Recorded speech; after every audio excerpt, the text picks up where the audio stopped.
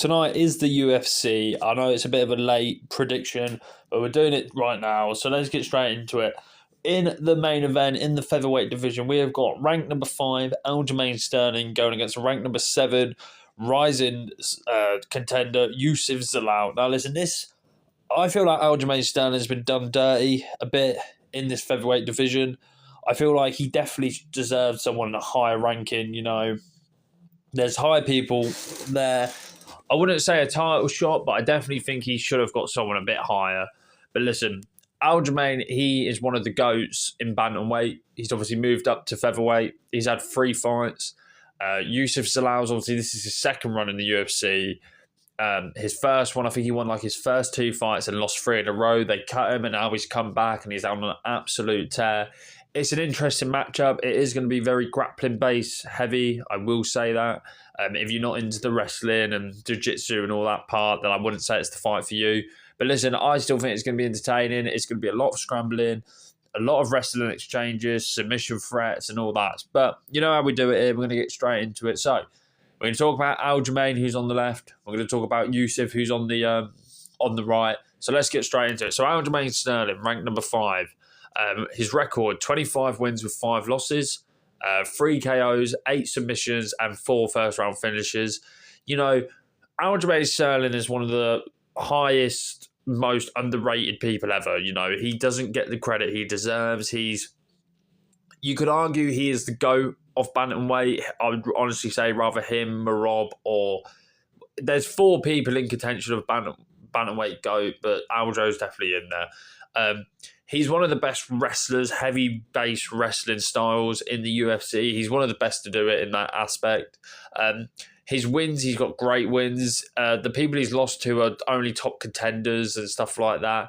But his wins, at featherweight, the weight class this is being fought at, he beat Brian Ortega last time out. He debuted against Kelvin Cater. Then we go down to his bantamweight wins. He beat Henry Cejudo to defend the belt, TJ Dillashaw, Peter Yan twice, but the first Peter Yan fight, we all know what happened. Yan illegally kneed him, and obviously that's how Aljo won the belt, but I'm glad they did the rematch, obviously, and Aljamain proved that he was better than Peter Yan and Corey Sandhagen. I mean, that right there, Sandhagen, Yan, TJ Dillashaw, Cejudo, Kelvin Cater, when Kelvin Cater was still good, Ortega, they're really good wins. His losses are all, 3 are at bantamweight, 1's at featherweight.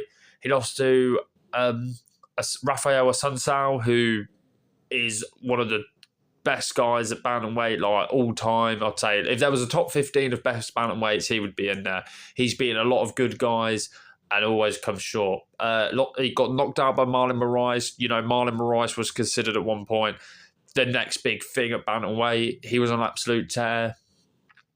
Sean O'Malley, that's when obviously he lost the belt, and he lost to Mozart Evloev, or Evloev, however you want to say it, at featherweight.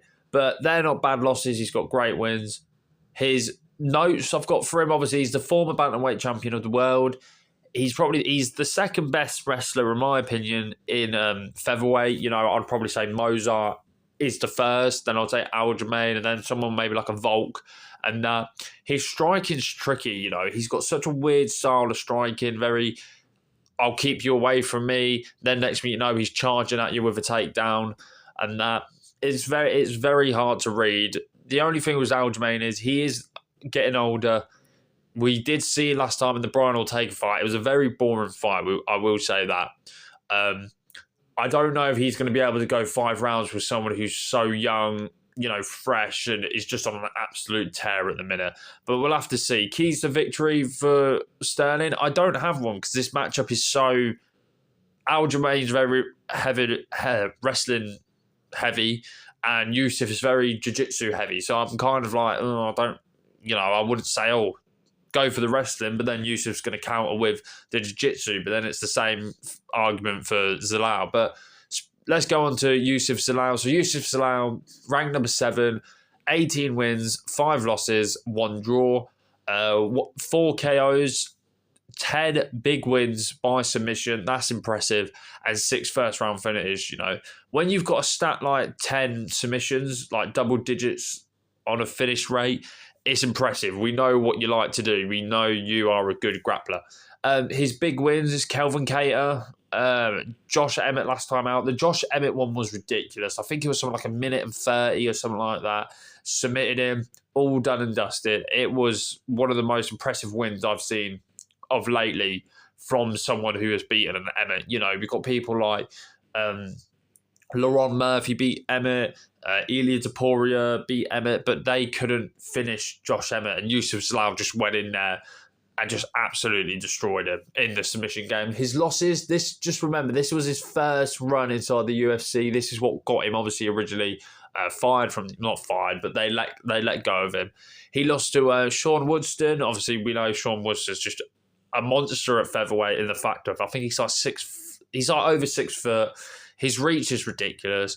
He lost to Choi, the Japanese guy. He's always 50-50. 1 minute he's an absolute star, then next minute he's not. Like, sometimes he's on it, sometimes not. But he has lost to Ilia Topuria, and he went to the decision with Ilia Topuria. So that's an impressive feat right there, you know, considering Ilia's finished people like Volkanovski, Charles Oliveira, Max Holloway, the one that stands out the most. So for Youssef Zalal to survive 3 rounds with obviously Ilia, impressive. And like I was saying, for notes-wise, Youssef Zalal's jiu-jitsu is ridiculous. You know, his striking is fairly decent. I'd say he's got better striking than Aljamain Sterling, definitely. But it's the jiu-jitsu there for Youssef Zalal. Youssef Zalal is on the rise. Listen, my predictions, I really don't know. I'm going to just pick someone for the sake of it. I've always liked Aljamain Sterling. I'm always a big fan of him. I think the Peter Yan 2 fight was such an entertaining fight on, like, technical-wise. It went like an all-out war and that. But it was a good fight. Even the Henry Cejudo one was fun and that. But it's the old versus the new. But Aljamain Sterling has still got it. You know, he's still a stud in the game. But I'm going to be honest. I'm going to go with Youssef Zalal. I think Zalal is on the rise. He's on the come up. I mean, what he just did to Josh Emmett was super impressive, and I think he does favour Aljamain in like the ground game stuff for his jiu-jitsu threat. I mean, to do that to a Josh Emmett that quick, that fast is, you know, unheard of. People don't do that to Josh Emmett like that. So I'm going to go with Youssef Zalal. I'm going to go with a late finish. I'm going to go with like a round 4-5 submission and that. Or maybe even a decision. I don't know. But regardless, I'm going with Youssef Zalal. Let me know what you guys think in the comments below. Let me know if you think Aljo is going to win, if you think Youssef Zalal is going to win, and that. But my prediction, Youssef Zalal by... I'll tell you, we'll go decision. We'll go decision on that one. But like, comment, subscribe, all that business, and I will do an aftermath rather later tonight or tomorrow. But enjoy the show tonight, guys.